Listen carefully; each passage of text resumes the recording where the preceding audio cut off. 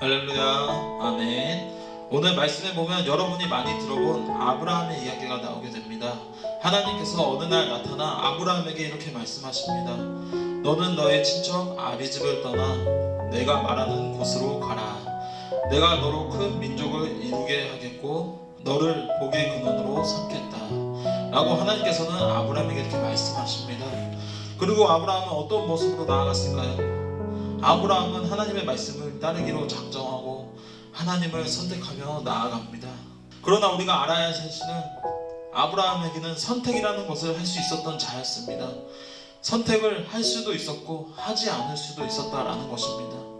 그러나 아브라함은 하나님을 선택했다라는 것입니다. 이처럼 하나님께서는 인간이라는 존재를 선택할 수 있는 존재로 만들어 주셨습니다. 이것은 선택할 수 있는 존재로 만들어 주신 것은 우리가 생각하면 할수록 놀라운 능력 중에 하나라는 것입니다. 하나님께서는 인간을 그저 누군가에 의해, 환경에 의해, 팔자에 의해 어쩔 수 없는 인생을 살아가고 이리저리 끌려다니는 인생을 사는 존재가 아니라 스스로 인생을 선택하고 스스로 인생을 책임지고 스스로 하나님을 선택할 수 있는 존재로 만들어 주셨습니다. 그런데 많은 사람들을 보면 선택하기를 주저합니다. 왜 그럴까요? 왜 주저할까요? 그리고 그에게 주어진 많은 선택을 포기하곤 합니다. 그 이유는 두 가지로 볼 수 있습니다. 첫 번째는 사람이 선택하기를 주저하는 이유는 모든 일에 앞서 실패를 두려워하기 때문입니다. 자신의 선택이 실패할까봐, 잘못될까봐, 그래서 그냥 내가 익숙한 대로 안전해 보이는 길을 택합니다. 그리고 이렇게 이야기하곤 합니다. 어쩔 수 없었어. 그것은 내 탓이 아니야. 라며 자신의 인생의 선택과 책임을 버리고 운명이란 그림자 뒤에 숨어 버리곤 합니다.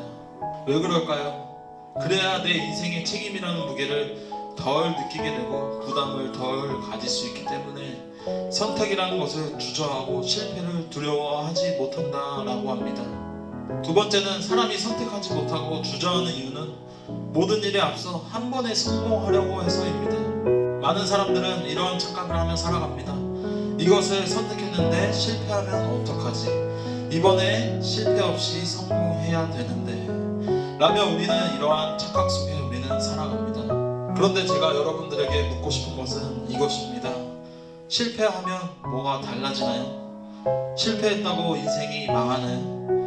한 번, 두 번 실패하면 인생이 끝나나요? 한 번, 두 번, 10번, 100번 실패하면 우리의 인생이 이제 돌이킬 수 없는 건가요? 절대 네버 아니라는 것입니다. 저와 여러분들의 인생은 절대 한 번, 두 번, 10번, 100번 실패한다고 우리의 인생은 달라지지 않습니다.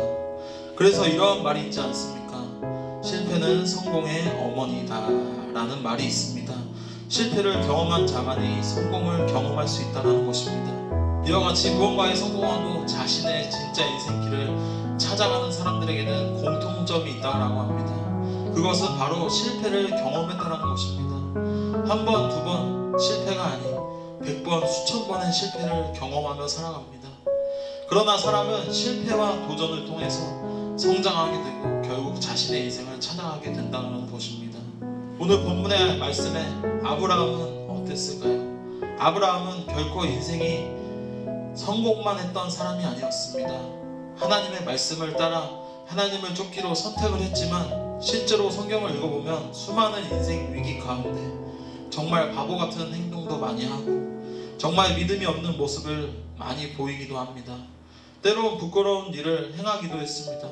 그러나 아브라함에게는 한 가지가 있었습니다. 그것은 무엇이었을까요?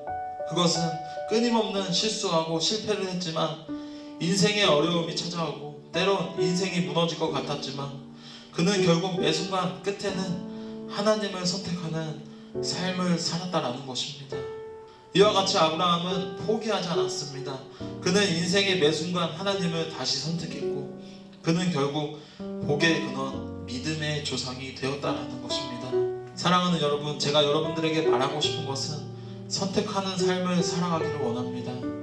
사랑하는 청소년부 여러분, 여러분은 진짜 어떤 인생을 살아가고 있나요? 운명과 팔자라는 그림자 뒤에 숨어 내 인생의 많은 것을 포기하는 인생을 살아가고 계시나요? 아니면 나의 선택을 포기하지 않고 오늘도 내가 진짜 바라는 것을 선택하는 삶을 살아가고 계신가요? 전도사님은 우리 청소년부 친구들이 진짜 여러분의 인생을 찾아갔으면 좋겠습니다. 어쩔 수 없는 인생이 아니라, 시켜서 하는 인생이 아니라, 정말 여러분이 바라고 하고 싶은 것을 하는 행복한 인생을 찾아갔으면 좋겠습니다. 하지만 그러기 위해서는 무엇이 필요할까요? 우리는 선택을 해야 합니다. 무엇을 하지 말고, 실패를 두려워하지 말고, 운명과 팔자란 문 뒤에 숨지 말고, 우리는 진실이 원하는 것을 선택하며 나아가야 합니다.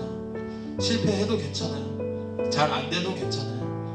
한 번, 두 번, 10번, 100번 실패한다고 우리의 인생은 절대로 끝나지 않는다라는 것입니다.